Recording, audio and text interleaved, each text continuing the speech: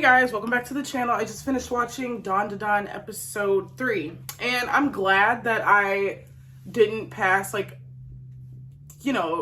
judgment before I got to episode 3. I feel like, judging by episode 1, this is a show I would have tossed to the side. This is a show I would have completely been like, okay, no, not for me. Episode 3 kind of changed my opinion. I really liked episode 3. So we got some stricter rules with how these powers work, right? We got stricter, more tangible rules. So it does look like they're gonna take their power system seriously. It does look like that, which is a really good thing, because I'm so sorry, I was so bored with yesterday's episode 2. I was so bored. I was like, what the fuck is this?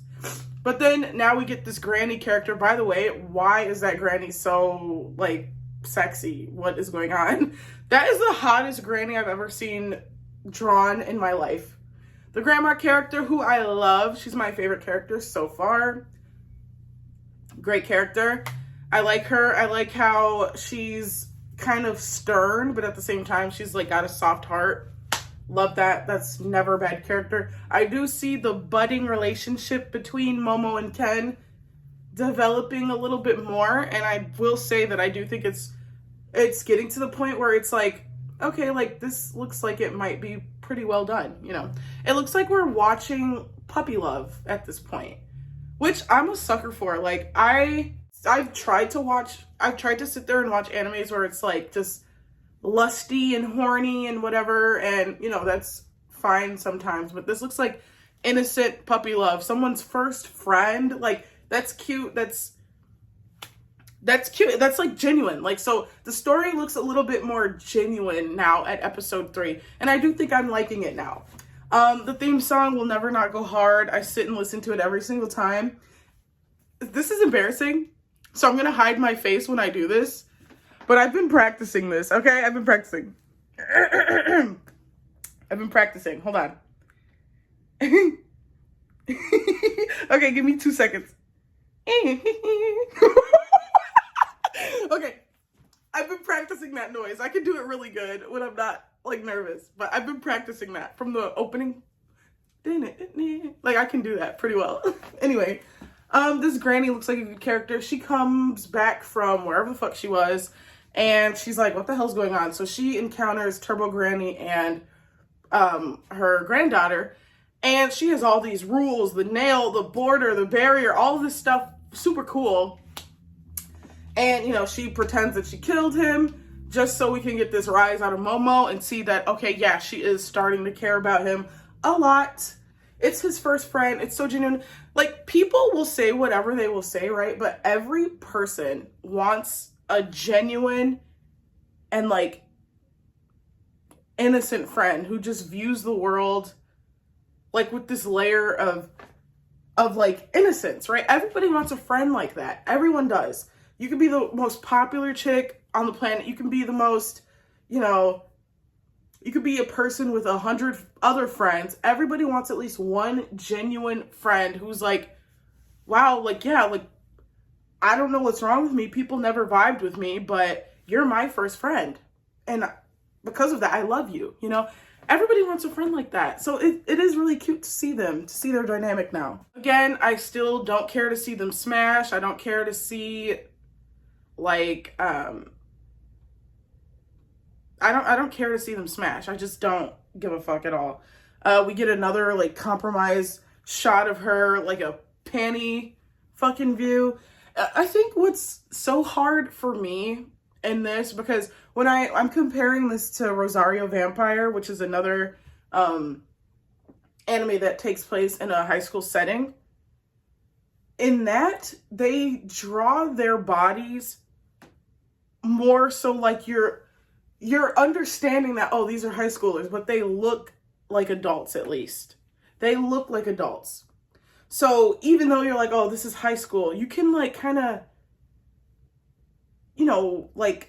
make your brain believe oh, these are adults. Maybe this is college. So the etchiness of that, it doesn't really bother me as much. And then even with something like High School of the Dead, the etchiness of that you're looking at their bodies, you're understanding this as like,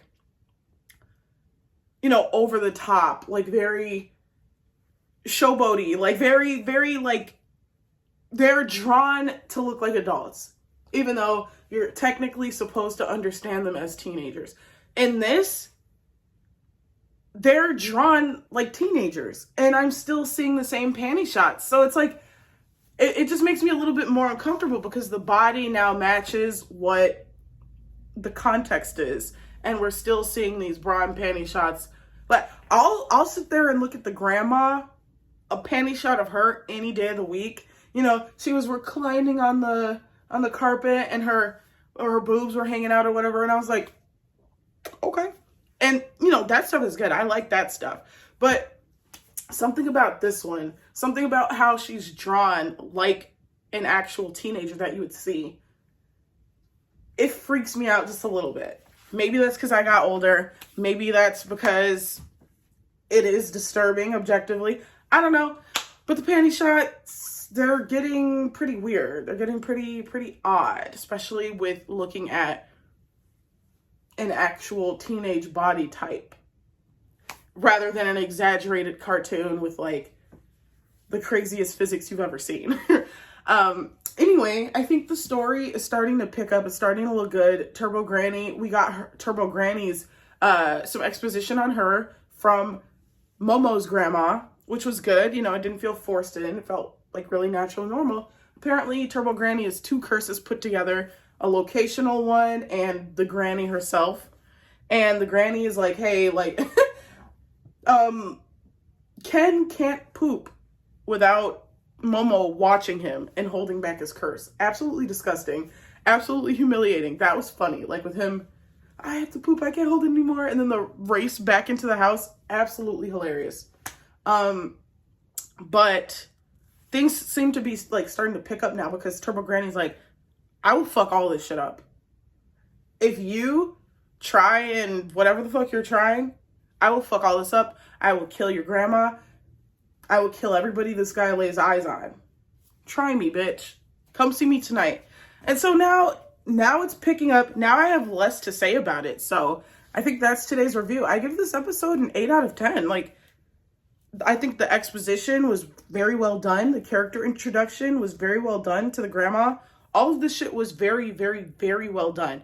What I did not care for is this idol on TV. Obviously, that's setting up something for whenever he comes into the series himself. But I personally, that's my air freshener. I personally do not care for him at all at this moment, which is normal. Just saw him on TV. Whatever. Yeah, so 8 out of 10. Really good episode. I can't wait to watch the next one. And like I said, I will finish this season out before I decide if I like the show for real or not. So until next episode, I have to finish my workout.